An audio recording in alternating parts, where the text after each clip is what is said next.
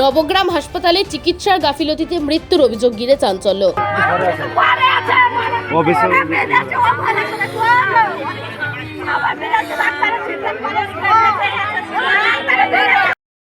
Doctor না থাকার কারণে ও নার্সেদের দুর্ব্যবহারের অভিযোগ, অবশেষে চিকিৎসা গাফিলতিতে মৃত্যু। ক্ষোভে ফেটে পড়েছেন পরিবারের সদস্যরা।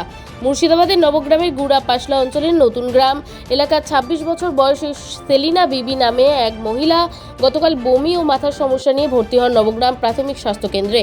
পরিবারের অভিযোগ, রাত্রিতে প্রচণ্ড আকারে বেড়ে গেলেও ছিল না কোনো ডাক্তার, উল্টোদিকে নার্সরাও দুর্ব্যবহার করে বলেই অভিযোগ। চিকিৎসার গাফিলতিতে মৃত্যুর অভিযোগ তুলে ক্ষোভে ফেটে পড়েছেন পরিবারের সদস্যরা।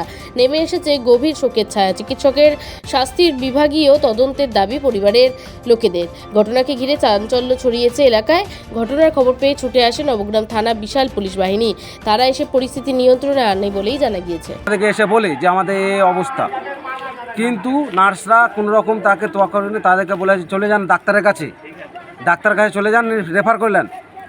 ওনারা ডাক্তারের কাছে যায়, দুটো বোন। রাত্রেবেলা তখন বাজে 11:30। 11:30 সময় ডাক্তারের কাছে গিয়ে ডাক্তার সেটাকে নর্মাল জিনিস ভেবে সেটাকে একটা গ্যাসের ওষুধ আর একটা মাথা ব্যথার ওষুধ লিখে দেয়। এমার্জেন্সিতে এসে দেখা যাচ্ছে যে গ্যাসের ট্যাবলেটটা নাই। সেই ক্ষেত্রে ওই অবস্থাতে যন্ত্রণা নিয়ে থাকে। তা করতে করতে সকালবেলাতে সে পেশেন্ট মারা যায়। কাকে দায়ী করছে?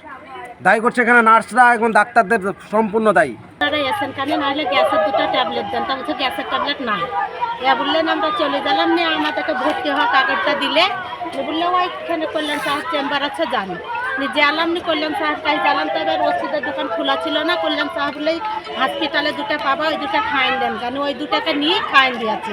কোনো ডাক্তারে দেখেন কালকে পরশু দিনকে রুগী ভর্তি করা হচ্ছে। কালকে 11টা পর্যন্ত ডাক্তার ডাক্তার আছে, কোনো ডাক্তারবাবু আসেননি এবং এনারা চেম্বার করতে ব্যস্ত।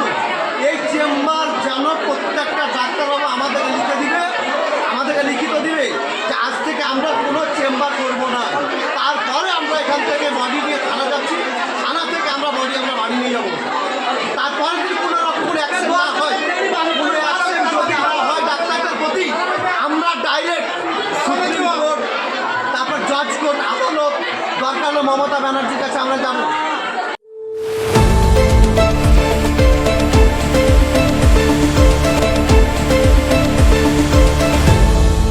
আপনারা দেখছেন এই বেলা বাংলা, শিরোনামে সবার আগে।